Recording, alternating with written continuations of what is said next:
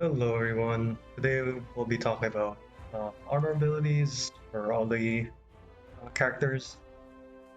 Again, the context of the Unite Challenge, and I'm only going to be evaluating it based on the context of the meta pick, the meta subclass. So, for example, um, I don't think Warden is ever the right pick, or Berserker ever the right pick. Um, So for those, I'll not be evaluating it, evaluating the armor abilities based on those. But there are some that you can argue, okay, um, in my opinion, Assassin is not the meta pick, but I think there are others who do disagree with me on that, so I'll be talking about that. I think Champion is a perfectly fine subclass as well, unlike Berserker or Warden, so I'll also be talking slightly about that, but I'll be prioritizing where I'm going to be rating the armor abilities is going to be based on monk, just as an example. Um, so yeah, I'll just get right into it then. Okay, so first we'll start with Heroic Leap. Um, so Heroic Leap, I like to think of Heroic Leap as Linkstone and Blast Wave all in one ability for 35 cost. Um, so it doubles down as an escape option and as potential one shot. Like it can one shot Ripper Demons and Succubuses, the two most threatening enemies in Demon Halls. So it's quite good. Um, and it's pretty cheap too, considering like, it's only 35 costs, and all you really need is Impact Wave at +1. So after Impact Wave +1, you can just max out Heroic Energy, and this would be a perfectly good armor ability. I think it is a two-in-one ability, but I feel like you can't really use both of its uses at the same time. So the Blast Wave use and the Blinkstone use is kind of competing with each other in terms of um, the armor charge cost. You know what I mean? So like, I think I described this similarly in Assassin when I criticized it. The Assassin, you basically give Cloak an additional role, and that's kind of a bad thing because now it's that additional role is competing with Cloak charges. The same thing happens here, but either way, it's like a escape out of anywhere option, really good, and it doubles down as a Blast Wave. So just very solid, very good armor ability. I used to debate on which of these warrior armor abilities were better, and it was debatable at the time, at least for me. I think now I'm pretty decided on that, but Heroic Leap, solid A tier. Like I don't think it's like super insane, but I don't think it's bad at all. I think it's solid A tier. Okay, speaking of the other armor ability I was debating on before, Shockwave. So Shockwave is AoE massive damage, and it stuns at if you're level 24 or if you have Divine Inspiration. This this can eventually guarantee stun. And here's the thing: it's only 35 cost. AoE stun, like so. So just think of Fire Blast Wand. Fire Blast Wand is really good. It's like AoE damage, um, sorry, AoE damage, and it can cripple too. So Shockwave is just a stronger version of that, and it can stun. So it does massive damage in the stuns. Pretty insane. Pretty cheap cost considering what it does.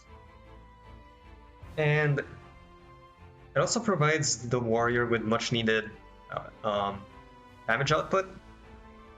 Very useful to escape enemies with a stun and damages at the same time.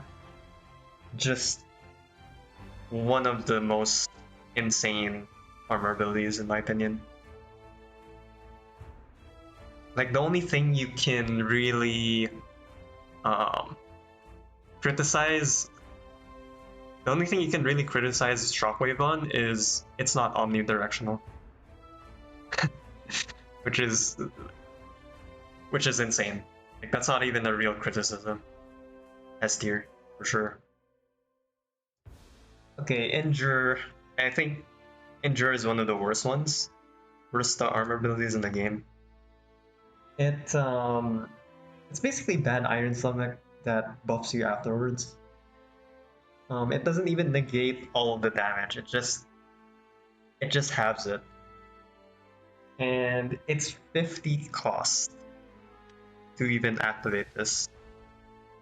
Like the effect of this is worse than the first two I've talked about, and it's more expensive.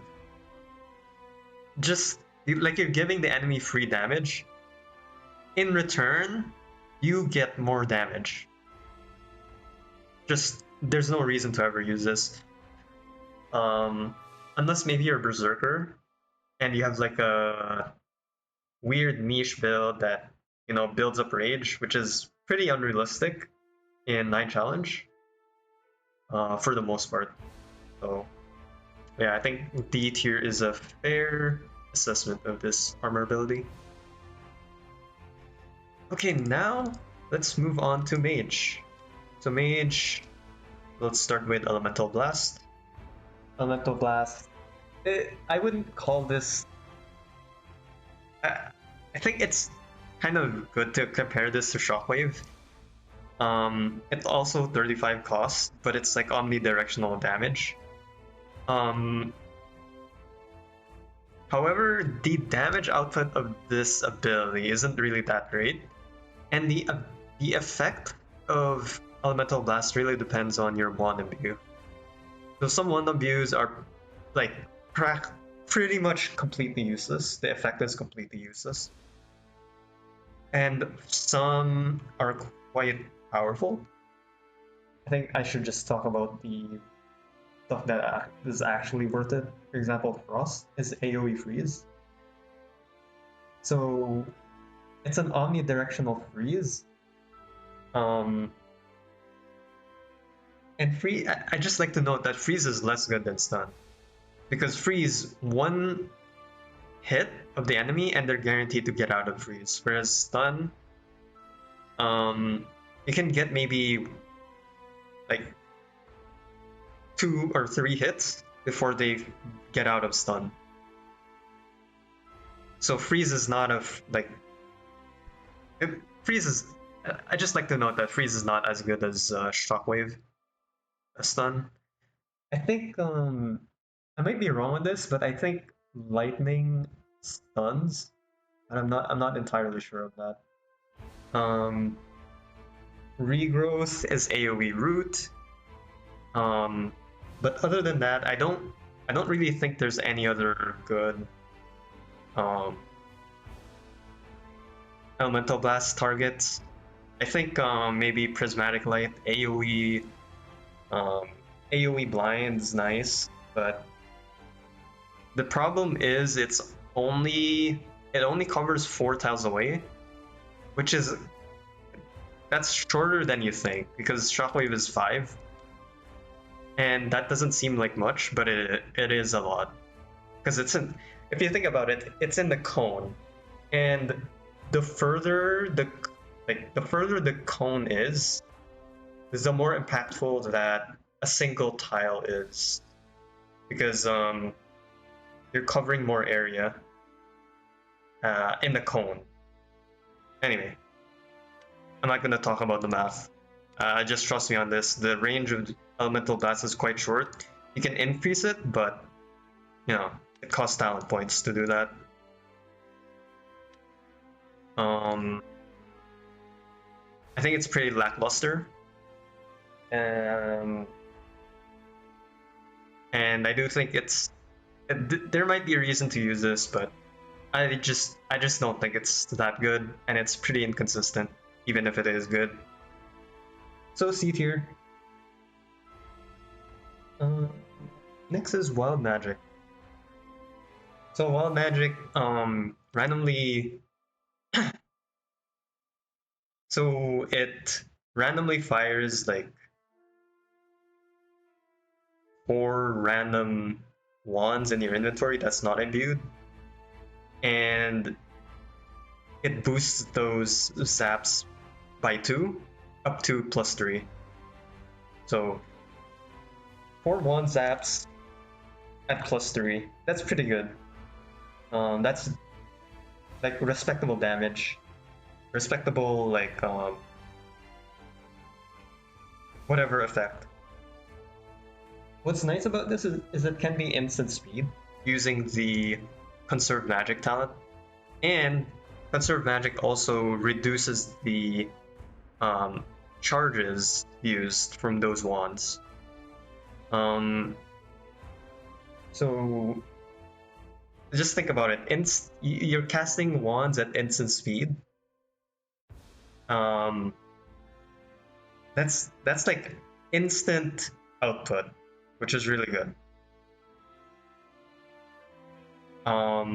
It's also nice with something like Regrowth. You instantly root enemies. So if you have an enemy that's up to your face, you can use Wild Magic, and it will instantly root that target. And you can move away without taking damage from rooting them, unlike just a regular regrowth.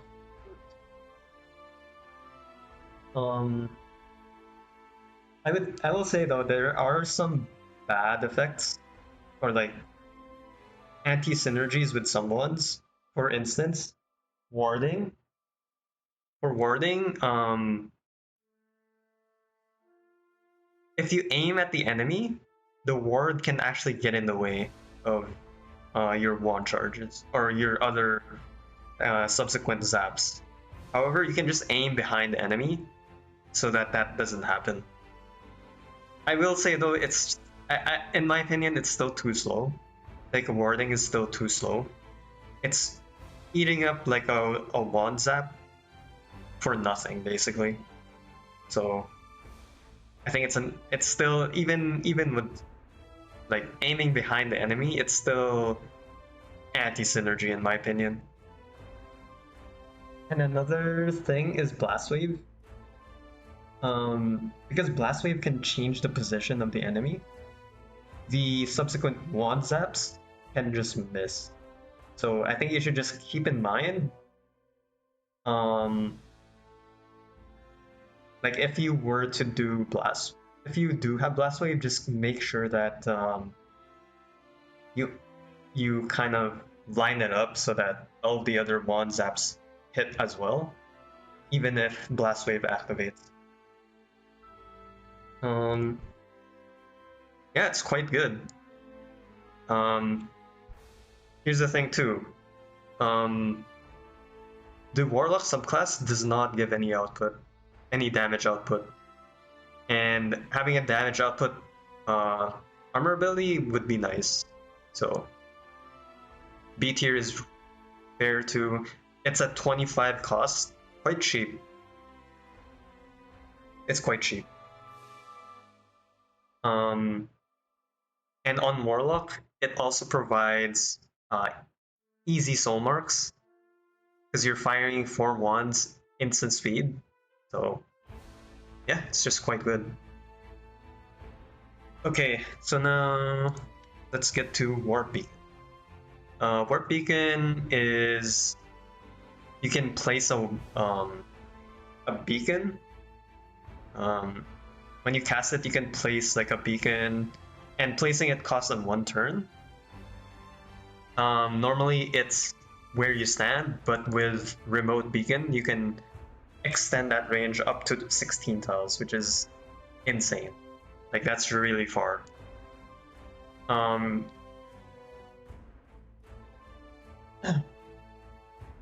and what's great about this is you don't even need vision of this location. You just need map it. So you can't cast this in the darkness. Like if there's fog of war, there you can't cast it. But if you have magic mapped an area, you can still warp to that location. It's basically a get out of jail free at any situation. And I think the only problem with this armor ability is it doesn't provide output. Let's say Warlock. Let's say you already have multiple artifacts that can get you out of situations like Hourglass, whatever. I think there's less utility for this because you already have escape options. And as I mentioned before, Warlock doesn't really give you any output, and so maybe you'd rather take Wild Magic or something. But if you don't have any escape options as Warlock, this is a completely reasonable take. Completely reasonable to take. I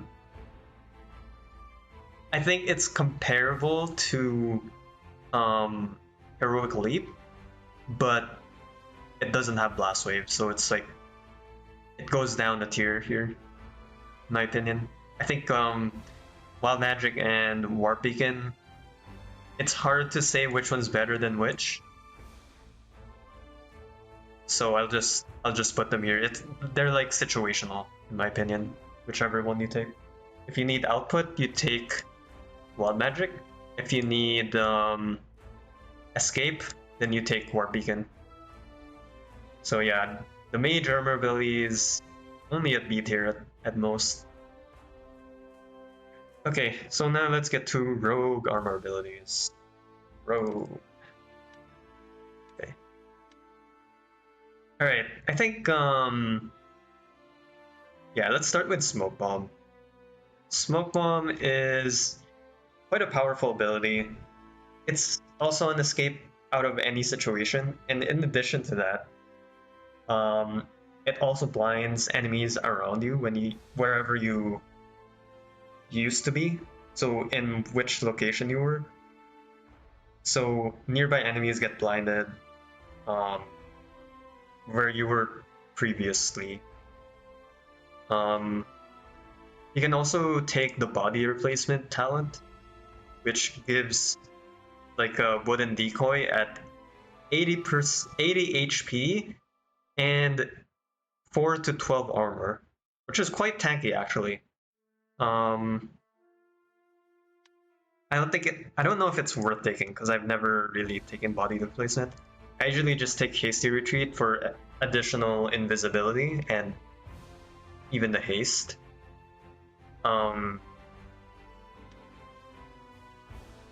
So yeah, I'll be talking about both assassin and freerunner, but I will be focusing more on freerunner for rogue because I think that is just a meta pick.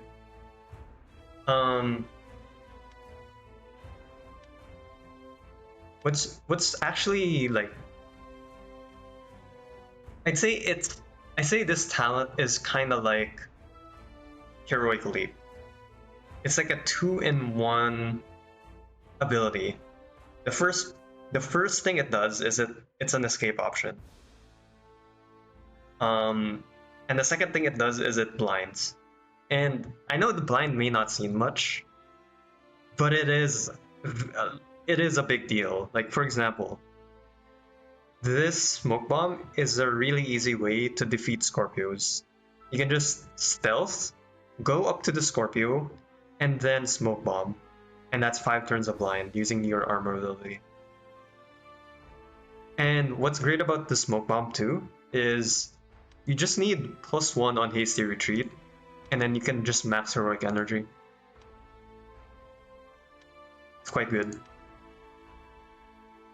That allows you to, I know it's 50 cost, but if you max heroic energy, that becomes 30 cost.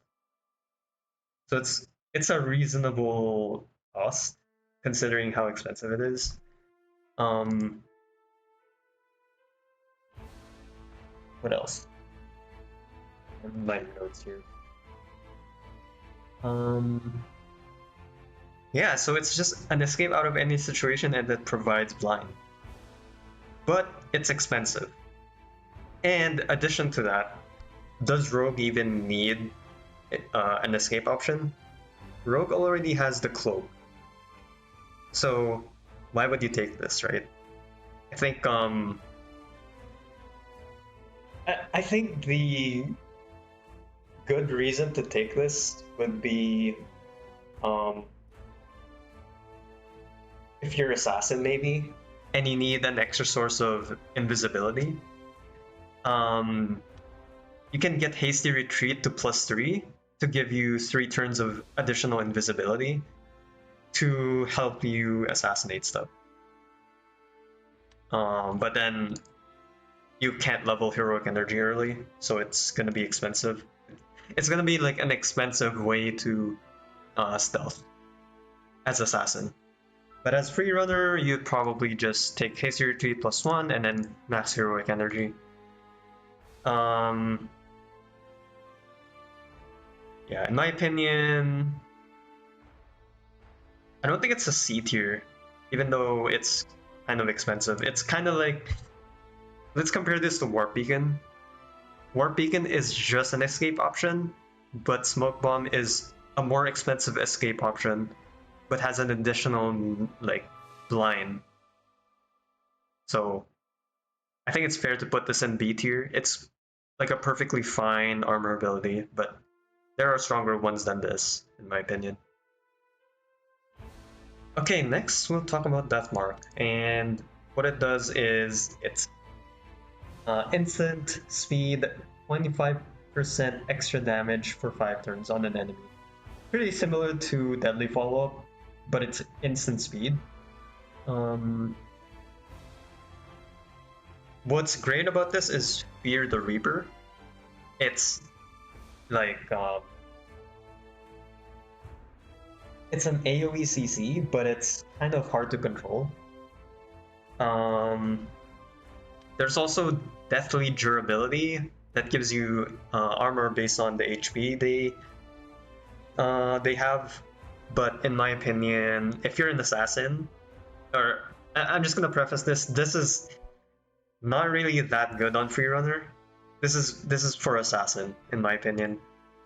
So the armor, the shielding is relevant here, but if you're assassinating stuff, the enemy's dead. Why do you need the shielding, right? So it's kind of awkward. And yeah. So I think Fear the Reaper is the thing that you want here. You want to max this as soon as possible. The actual reason to take Deathmark is to make assassination with damage augmented weapons safer. Because of Fear the Reaper, when you assassinate something with a damage aug weapon, normally if it's not death marked and you don't have Fear the Reaper, it's kind of dangerous to do it with multiple enemies on the screen, because let's say I assassinate a Ripper demon, or I assassinate like a succubus, and then the Ripper demon is right there. It can just leap at you because it took you 2 turns to assassinate the succubus. Just an example. Fear the Reaper allows that to be safe, where you deathmark the enemy, you assassinate them, and then the Ripper demons are scared and can't leap at you. So yeah, I think that's the purpose of this. So yeah, in Assassin, I think it's like pretty solid if you have a melee-based assassination build. But on free runner, it's quite bad. 25% extra damage is just not doing enough.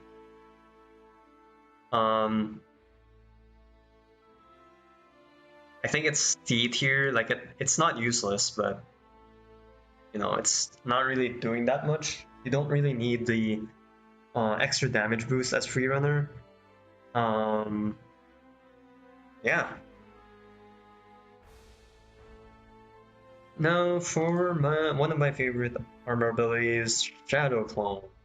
So Shadow Clone, what it does is it gives you controllable ally for 35 charge cost, and it has 80 at base.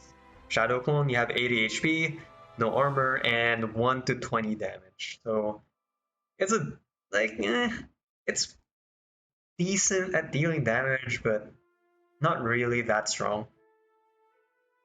Um, and I think a really strong talent to this is Perfect Copy, which gives the clone 40% of the hero's max HP, so it makes the clone tankier, and it can allow you to instantly swap places with the clone at instant speed, up to 4 tiles away. Now this is a really good utility because you can basically kite enemies forever, or you have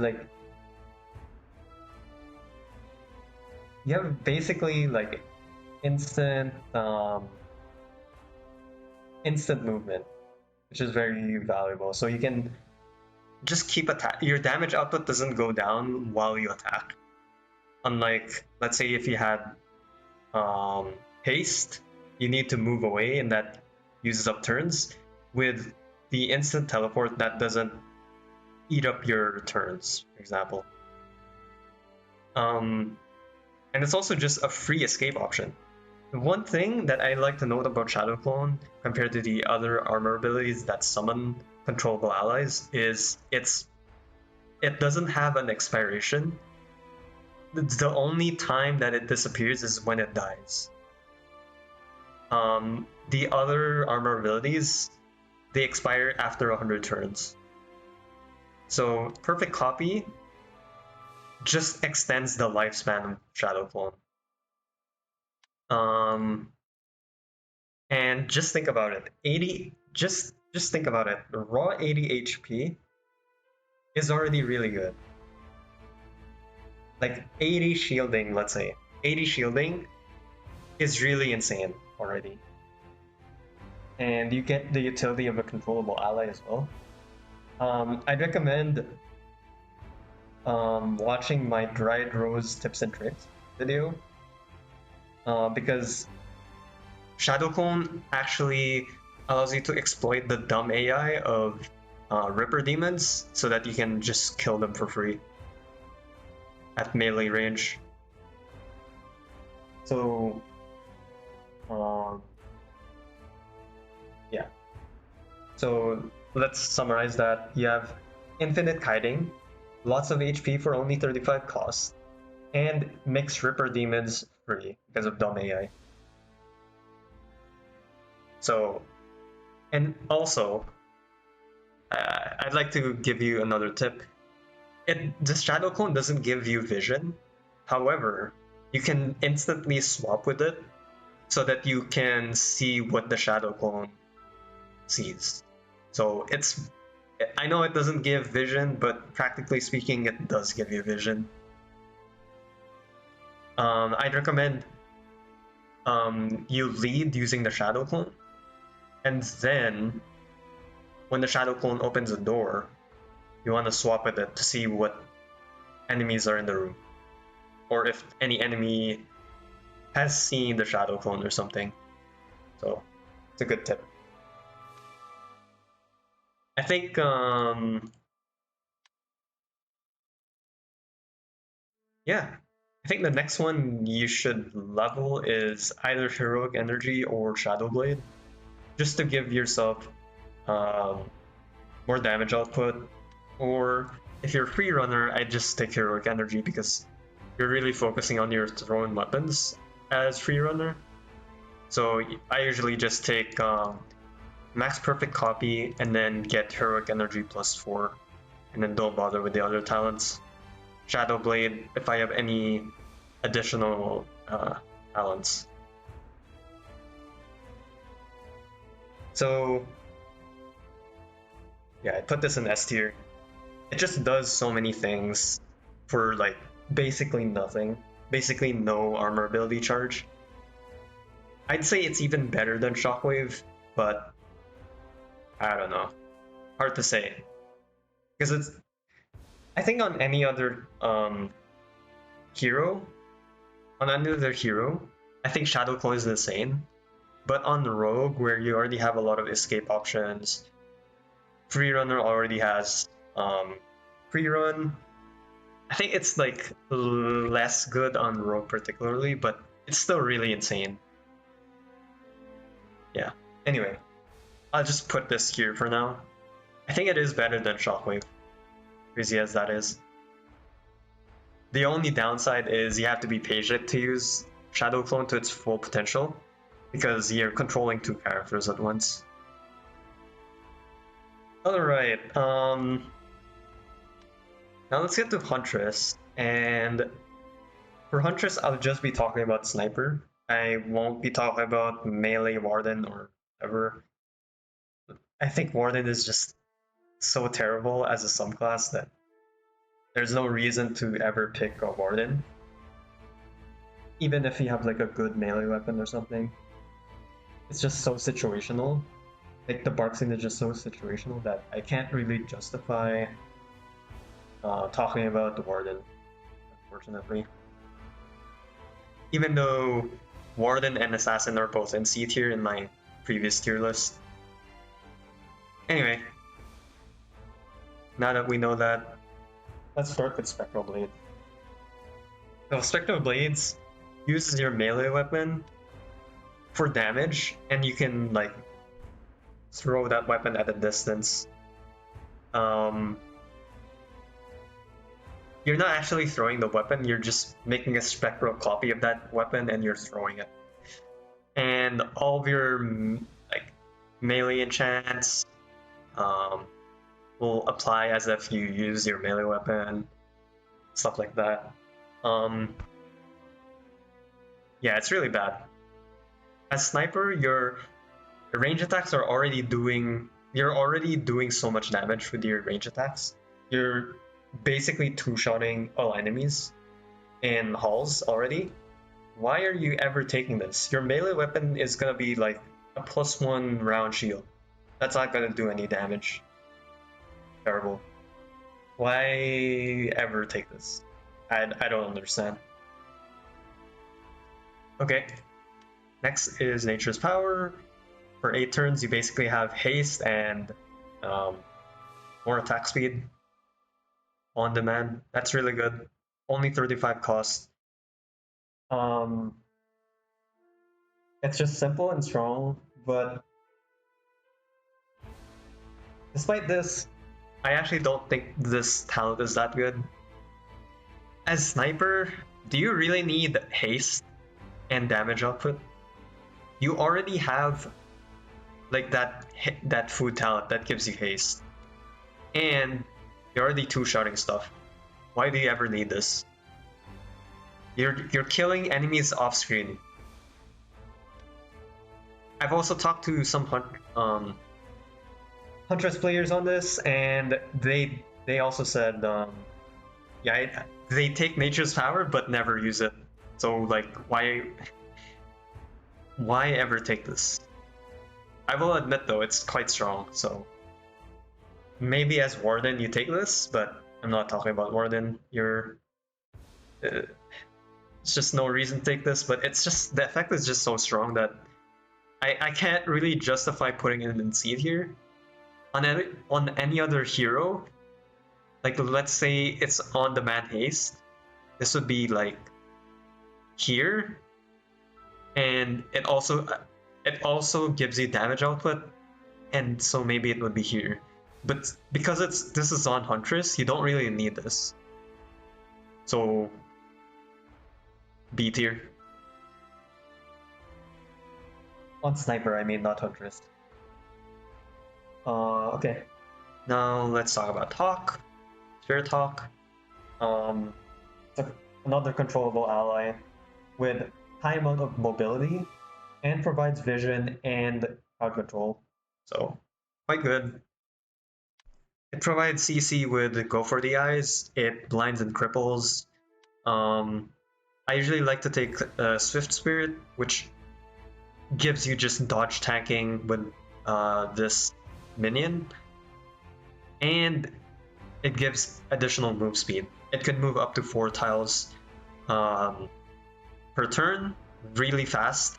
And what it does for this, what it does for Sniper, is you can explore the map at basically 5 times the speed with Spirit Hawk, and you can detect enemies at much farther away. Even with Sniper's increased vision range, Spirit Hawk is just, it's giving you so much more vision.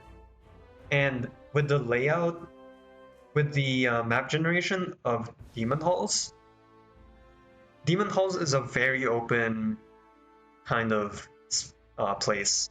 There's a lot of open areas, there's a lot of merged rooms, stuff like that. Like, this is it really excels at those kinds of situations where you have like huge merged rooms and you can just snipe enemies from a million blocks apart. So really good. Another use case of this is it also makes Ripper demons free.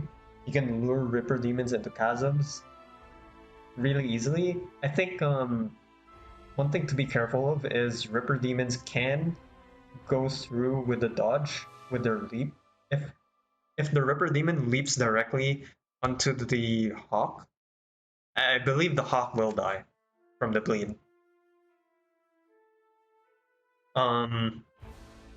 Yeah, just really insane. In the context of Sniper, it's just, it gives you such a huge power spike. I think it's S tier for sure. Okay. Now let's talk about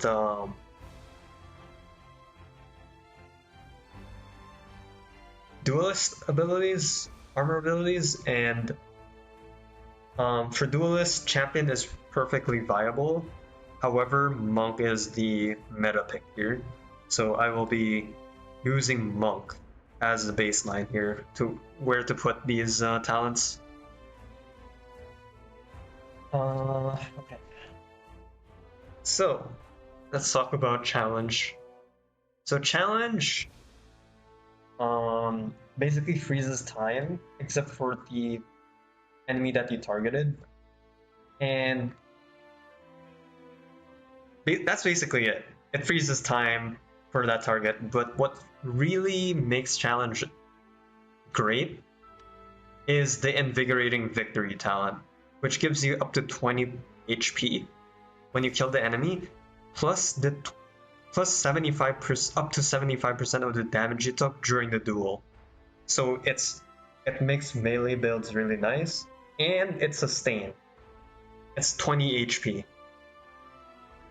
Like, sustain is just really OP, but I'd ask, why do you need sustain as monk?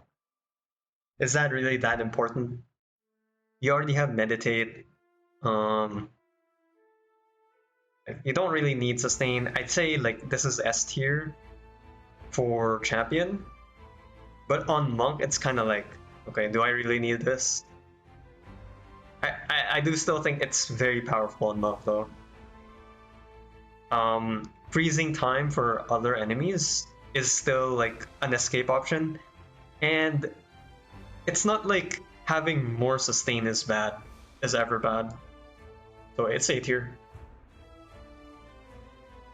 Okay. Next is Elemental Strike. Elemental Strike is you fire out a cone at 4 tiles, which is quite short.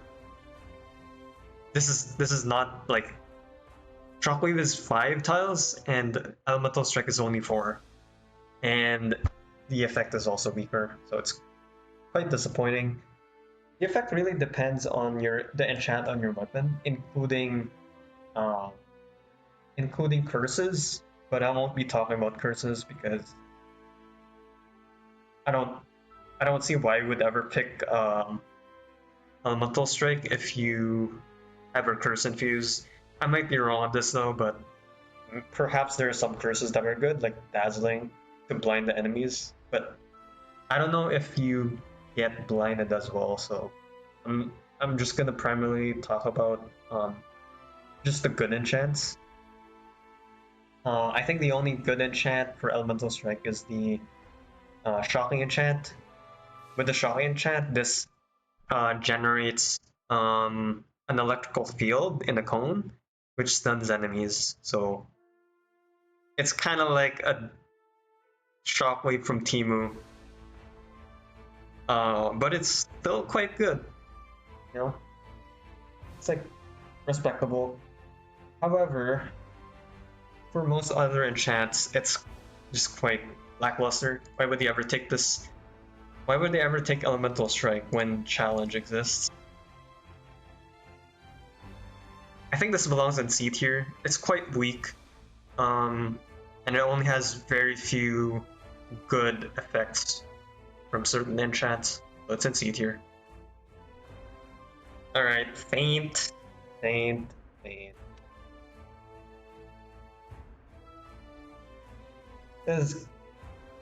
So what it does is it evades a single attack and then allows you to surprise attack enemies with additional effects depending on the talents that you leveled up. For example, counter ability gives you weapon charges back when you use them. Exposed weakness makes them vulnerable and weak. Feigned retreat gives you haste. However, the main thing about this armor ability is the fact that it costs 50 charges. You evade a single attack for 50 charges. That's really way too expensive. For what it does, it's like what do I compare this to? Like the ability is as strong as Elemental Strike, but it's 50. It's 50 cost. It's terrible. Way too expensive for what it does. I think what it's good at is evading Evil Eyes from their laser. You can just feint at the right moment to just avoid the laser. But then again, Evil Eyes are like the least threatening enemy in halls. So it's just, yeah, D tier.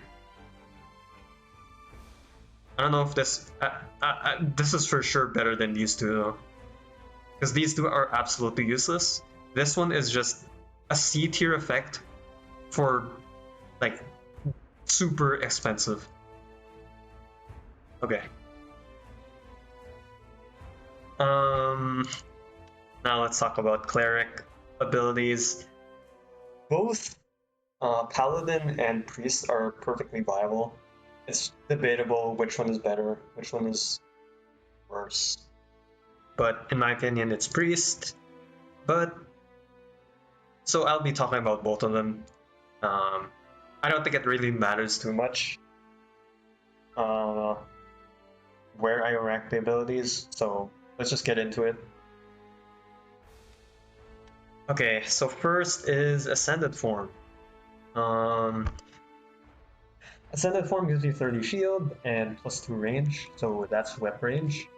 And it gives you access to more spells. Basically, when you're in Ascended Form, it gives you access to more spells that uses tome charges, so that's something to note. The activation itself is like a decent ability. Like it gives you 30 shielding, plus 2 range. Not bad. For 10 turns. So a melee build would really appreciate this, which I actually think you build melee for both paladin and priest, so that's a plus. Let's see.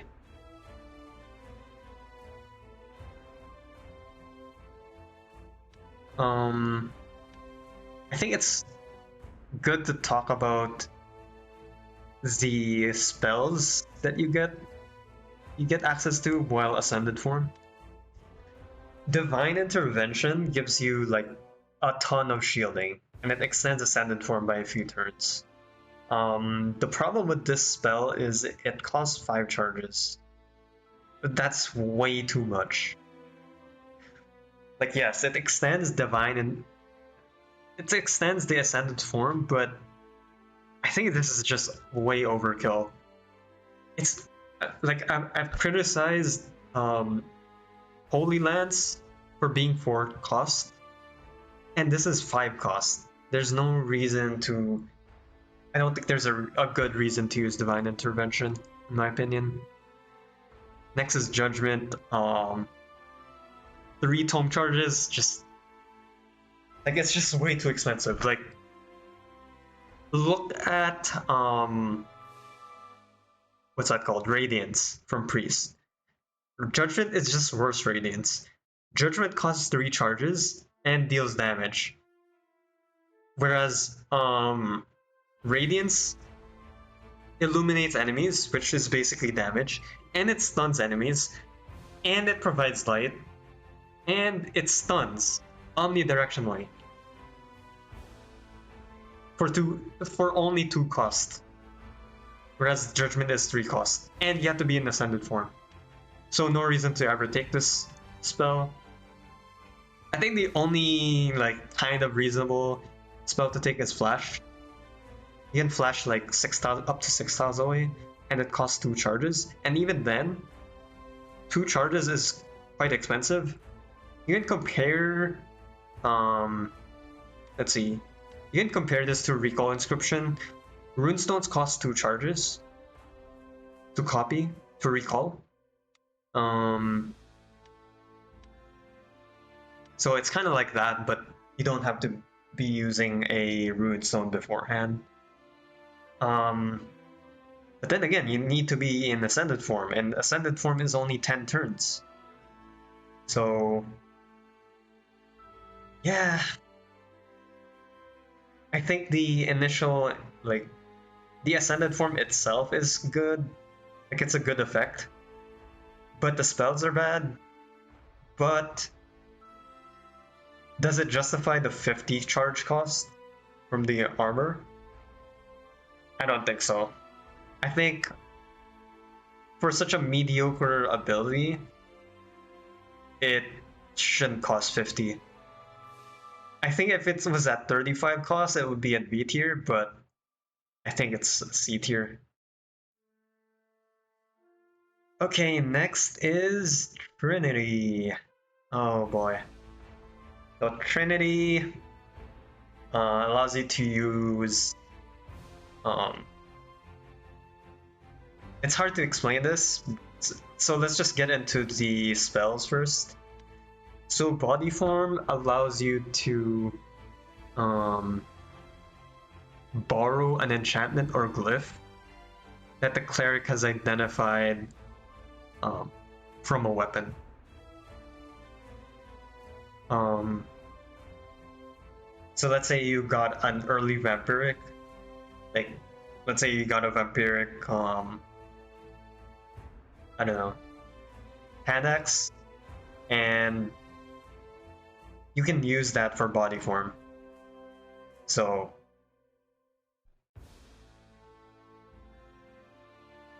that's nice. So it's up to 40 turns. I don't think any glyph is really justifiable to Body Form. I'm not really sure.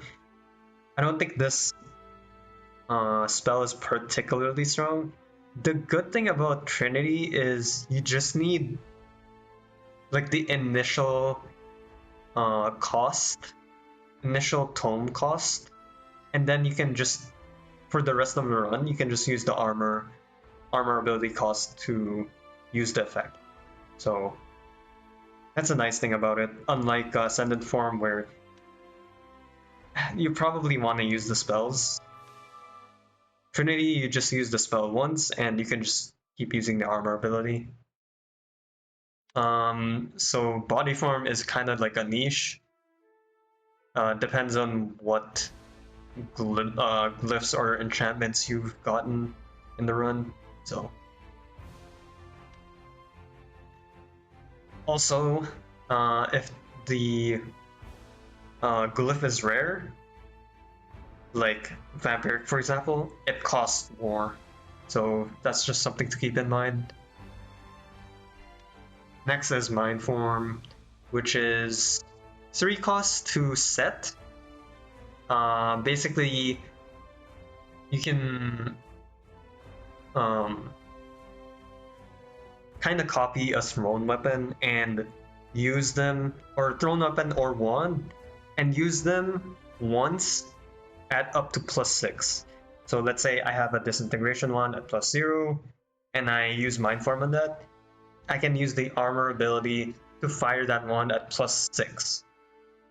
Or let's say I have a Tomahawk, and I'm use Mind Form on that. You get a +6 Tomahawk when you use your armor ability.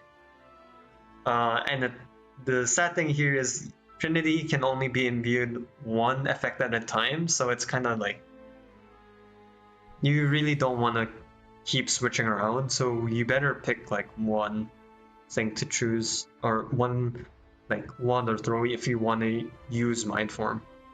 And I don't know, it's this used to be such a really powerful effect. You can like get a +6 Tomahawk pre-nerf, and it's just insane. Like you're just killing any enemy for like just 25 cost. Insanely strong. But with the nerf to damage scaling of thrown weapons and additional nerf to tomahawks and boomerangs, I just don't think this is doing enough. I'm not really sure about wands either. Wands do scale harder than, or it scales better than thrown weapons for some wands. Like for example, Frost scales at 1 to 5. What else? Lightning scales at 1 to 5. But the base damage is not that good. So, end of the day, Mind Form is just damage, and it's just not doing enough. And then Spirit Form is with rings and artifacts, and this is just sad too. It's only like, if it's Chalice or any ring effects, it's 20 turns of that effect, which is just sad. Up to +4 though, so that's nice. So if you have a haste ring at +0, you can use Spirit Form to use that ring at +4. The thing with Spirit Form though is the ring or artifact has to be unequipped. So let's say you have a haste ring, you can't duplicate that haste ring. The haste ring has to be unequipped for you to use Spirit Form on it. And for artifacts, I've tried it. It's just disappointing because it's kind of a weaker version of the artifact that you use. For example, Rose gives you controllable ally, but using Spirit Form on that just gives you a Wraith. Uncontrollable Wraith with just more HP. Or something like Hourglass. Let's just say Hourglass. It gives you 10 turns of time stop. However, Hourglass, you really want to be using one charge at a time for the most part, and 10 turns is just overkill, right? You don't need to reposition 10 tiles for 10 tiles. You just need to reposition by a bit. And so on and so forth. This is just not doing enough either for 25 cost. And it's just so sad because this used to be like one of the strongest armor abilities, but now it's just this is so sad. Like it's Spectral Blades level bad, in my opinion. I don't know. I feel like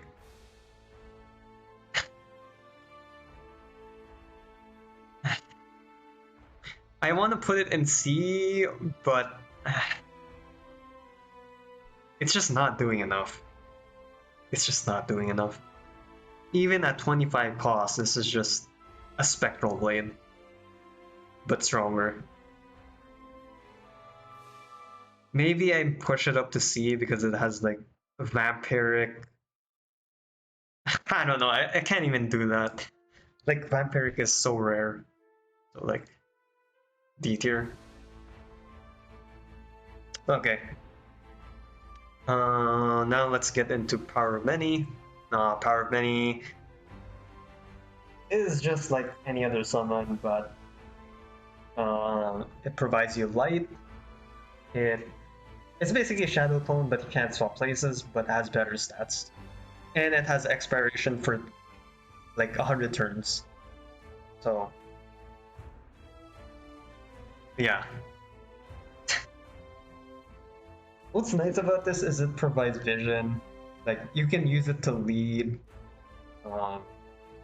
and then yeah, you can't swap places with it, but it gives you vision at least, so you know what enemies are in the room as you enter it. It also has better stats. Its stats are equivalent to a +0 greatsword and a +0 plate armor. So, you know, it's decent. It also procs Illuminate. It also makes Ripper Demons free, so, you know. Just S tier. I think it's the weakest out of all of the controllable allies, but it's still up there. So, like, controllable allies are always S tier. And it also provides a lot of HP at just 35 cost. Like 35 cost for a ton of HP. Like, that's just really good. Let's talk about the spells though. Beaming Ray allows you to teleport the ally to an enemy, and it gives it a damage boost of up to 50%, which is actually quite strong. For 10 turns, 50% for 10 turns, that's quite strong. Lifelink, kind of niche. The thing is, the armor ability is cheap enough that you can just keep resummoning it, so I don't think there's a reason for you to take damage. And this also costs 2 charges, which is just not...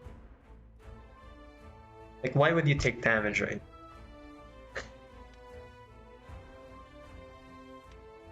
And then stasis is just... I don't know. Why are you stasising your ally, your light ally, when you can just resummon it? There's no reason to.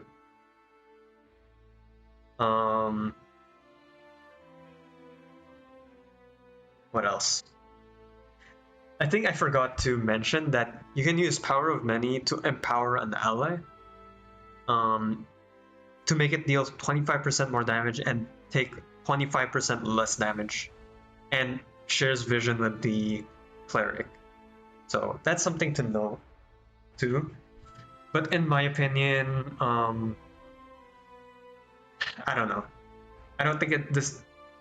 Like, if I had Rose, I would just summon a light ally. That just gives me more output, right?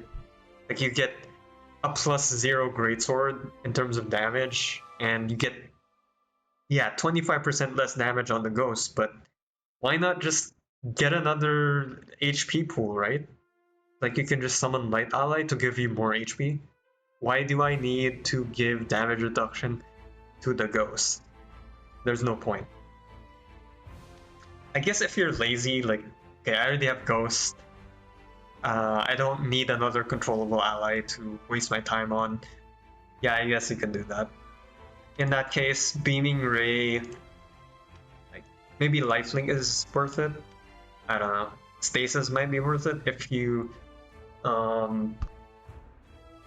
let's say you use Siren Song on Succubus, for example.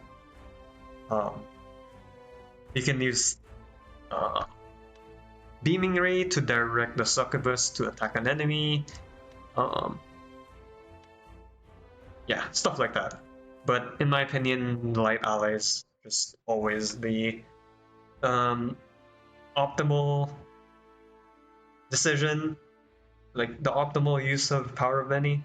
But that's just my opinion. Okay, so we're done with all the character specific armor abilities, but there's another armor ability, a secret one, that all heroes can use.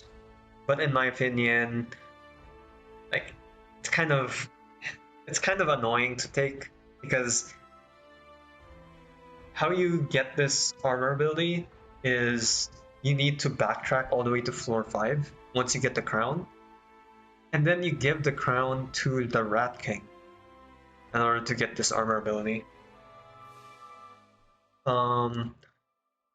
But yeah, let's talk about Rat Morgify. Rat Morgify at 50 cost turns an enemy into a rat with the same stats as what it previously was. So for example, let's say you have like a Succubus, it just turns into a rat with the same stats as a Succubus at 50 cost. You can also turn that rat into an ally using one of the talents if you cast the armor ability on that target the second time. So it's just think about it: 100 cost to turn an enemy into your ally permanently, or I wouldn't even say permanently. It's just for that floor, and it loses its innate talent or innate what do you call it? Innate abilities. Like for example, if you do turn the Succubus into your ally, you won't really have the Succubus charm or the Succubus teleport ability. So for 100 cost, is that really that good? Not really. There's another niche you can do with this is you can turn Evil Eyes into rats and make them fall into chasms. You can turn Piranhas into rats, and then eventually after 6 turns it turns back into Piranha to just instantly kill them. This is one of the good ways to deal with Phantom Piranhas, for example. You can just use this on them, turn them into rats, and then eventually they'll turn back into Phantom Piranhas and they'll just die. What else? The other talents are like your rats gain damage resistance, which is okay, sure.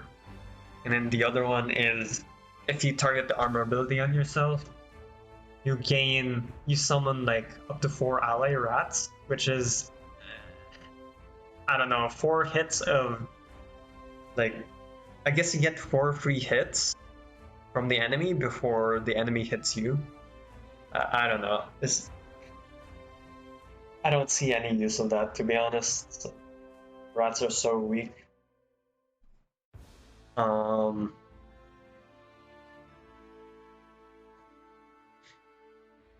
don't know where to put this. I think like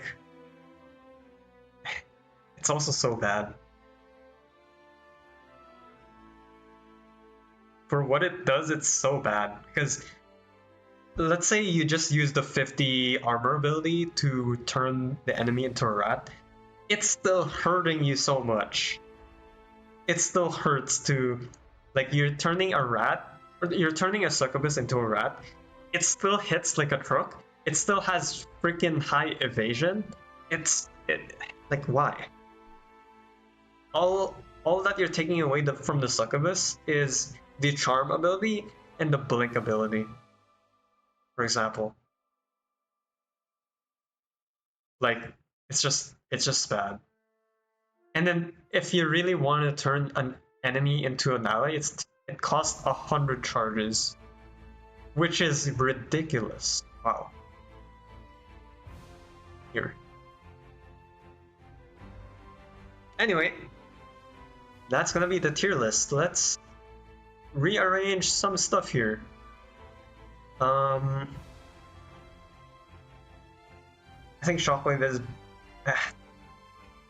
I feel like Spirit Hawk's the best one.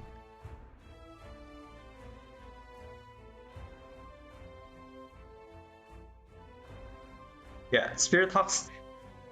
It's hard to say which one of Shadow Clone and Power of Many is better, because while Shadow Clone is very strong, in context of Rogue, it's like less good. Power of Many, in the context of Priest, is better, and then in the context of Paladin, it's kind of bad in my opinion. It's like worse. Like Power of Many would be better on, let's say, Warrior, for example, than Paladin. Yeah, let's just put it like this. I think Shockwave is the worst one out of the S tiers. I don't know. Let's just put Shockwave here. Because Shockwave like fits Warrior so well, because Warrior doesn't like Warrior, like it synergizes with Warrior in that Shockwave gives you combo for free because you're stunning enemies, right? You're stunning an AoE and you're stunning enemies AoE, which just allows you to build combo easier, and it gives the much needed damage output from Warrior, so it's just good. Whereas these two, it's kind of like, okay, do I really need Shadow Clone? Not really. Do I really need Power of Many? Not really. But I guess Power of Many on Priest is better because you can use Power of Many to proc the Illuminate, whereas it's less good on Paladin in my opinion. Let's just put it like this. I think that's fair. Heroic Leap versus Challenge. I think Challenge is better. Sustain is just that good, even on Monk. Heroic Leap, it's like, okay, it's good too. Blink plus Blast Wave, quite good. Okay. Now this is hard because I think these two are even. This is like worse than all of these, and then yeah, let's just put Nature's Power. And the thing is, Nature's Power is so bad in the context of Sniper. Like you don't really need this talent or this armor ability. And then this one has the niche, like Smoke Bomb has the niche of blinding Scorpios to kill them. Whereas this one is completely useless because you're just one comboing the enemy anyway. And like, I don't see a reason to take this. Okay, and then for this one, and these two are even. I can't really. Let's just put Wild Magic in front. I think Wild Magic is slightly better than Warp Beacon. Anyway. And then Elemental Blast. I don't like Elemental Blast. These ones are at least consistent. Like, Deathmark, at least, it's good on Assassin, which for some reason people still think Assassin is a meta pick, but it's just Rogue being Rogue, Rogue being good rather than Assassin being good. So, like, because of that, I'll just put this above these two, even though it belongs in D tier, truly. And the Ascended form gives you whip range, gives you like 30 shielding, which is like nice. The spells that you get in Ascended form are too high cost. I would just pick Flash, I guess, or I would just max Heroic Energy to get the cost lower, so that you can spam this more often. And yeah, C tier is fine. And yeah, I already arranged this. Like, I think Feint is the best one out of the D tiers. You could make me give a case for Trinity as well, but it really depends on what you have. And then these three are just, I don't know why you would take them. Ever. There's no reason to ever take these unless, I think Rad Morgify, if you want to have fun, you want to be like, you know, you haven't tried this before, or like, let's say you want to be hipster, or you want to be not like the other Shattered Pixel Dungeon players, you take this one. Other than that, why would you ever take it? If you want to win, why would you ever take it? Yeah, these three are useless. And yeah, that's gonna be it. The best armor ability is Hawk. First armor ability is Endure. I think the S tiers are quite close to each other. Like, if you were to say Shadow Clone was better than Hawk, I completely understand. If you say Power Many is better than, if you say Power Many is the best, I totally understand too. If you say Shockwave is you get what I mean. And then for D tier, like, yeah, there's no, I don't think there's debating it.